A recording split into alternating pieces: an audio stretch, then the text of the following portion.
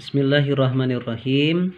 Anak-anakku sekalian, Bapak akan memberikan penjelasan singkat dari materi kita tentang contoh-contoh isti'aroh tasrihiyah dan isti'aroh makniyah di dalam Al-Quran.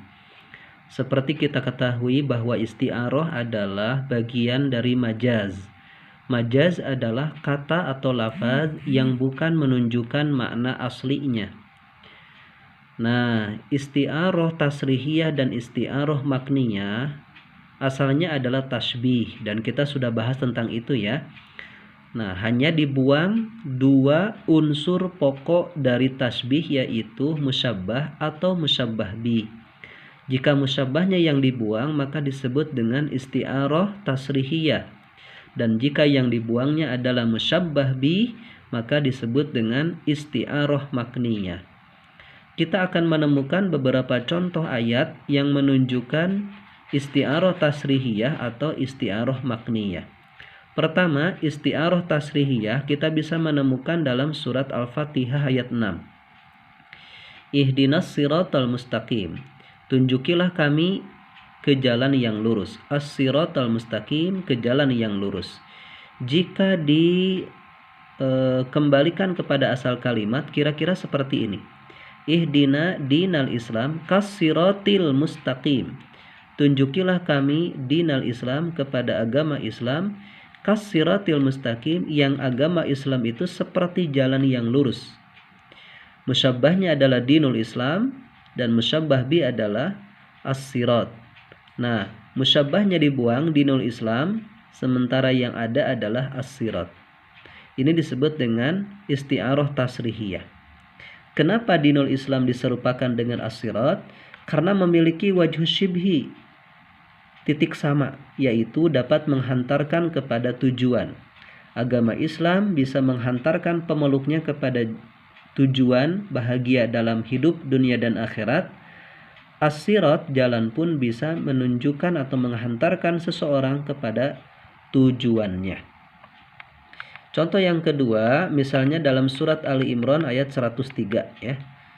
Wa'tasimu bihablillahi jami'an wala tafarraqu. Berpeganglah kalian kepada tali Allah dan janganlah bercerai-berai.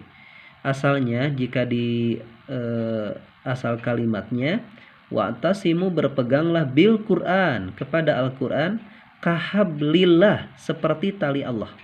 Jadi Al-Quran musyabbah, hablillah adalah hablun itu adalah musyabbah bi. Al-Quran dibuang musyabbahnya, yang ada adalah musyabbah bi.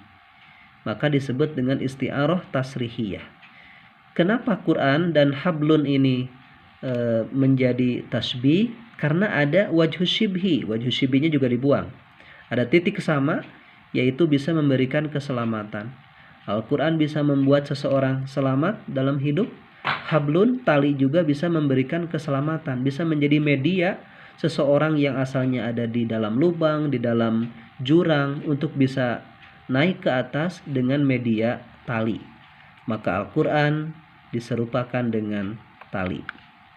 Kemudian yang berikutnya, ini contoh dari isti'aroh makniyah. Di dalam surat Maryam ayat 4 misalnya kita temukan doa dari Nabi Zakaria.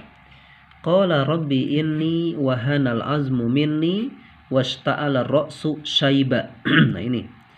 Nabi Zakaria berkata, ya Tuhanku, sesungguhnya tulangku telah lemah dan kepalaku, ar-ra'su, kepalaku, telah ditumbuhi syaiban, uban.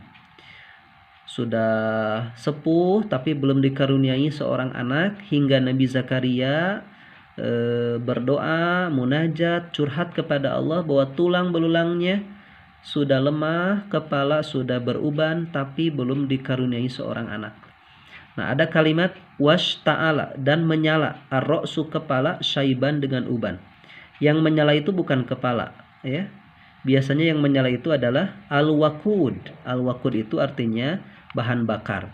Jadi kalau di asal kalimatnya kurang lebih washta'ala ra'su kalwaqud syaiba, dan menyala kepala seperti kayu bakar dengan dipenuhi uban.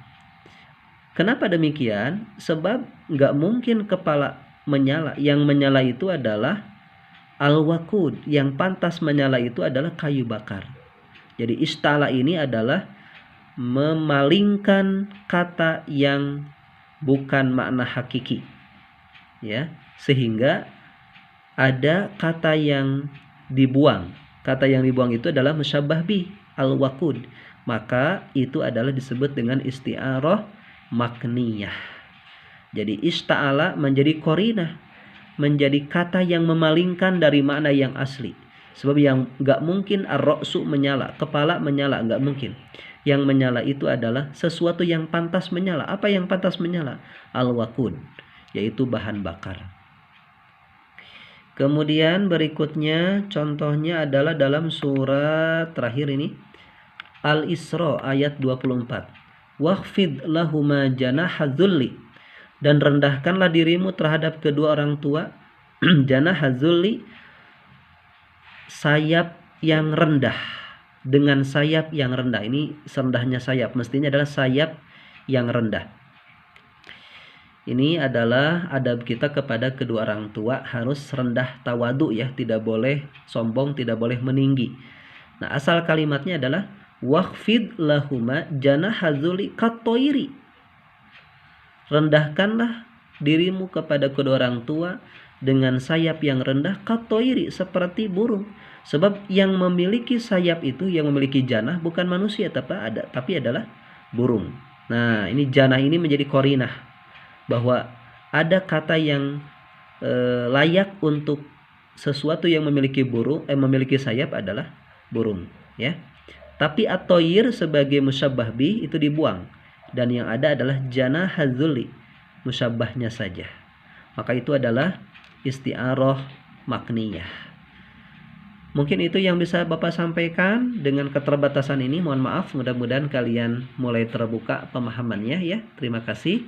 Selamat belajar. Tidak ada yang harus disetorkan ke Bapak. Hari ini kalian belajar cukup menyimak saja. Terima kasih. Assalamualaikum warahmatullahi wabarakatuh.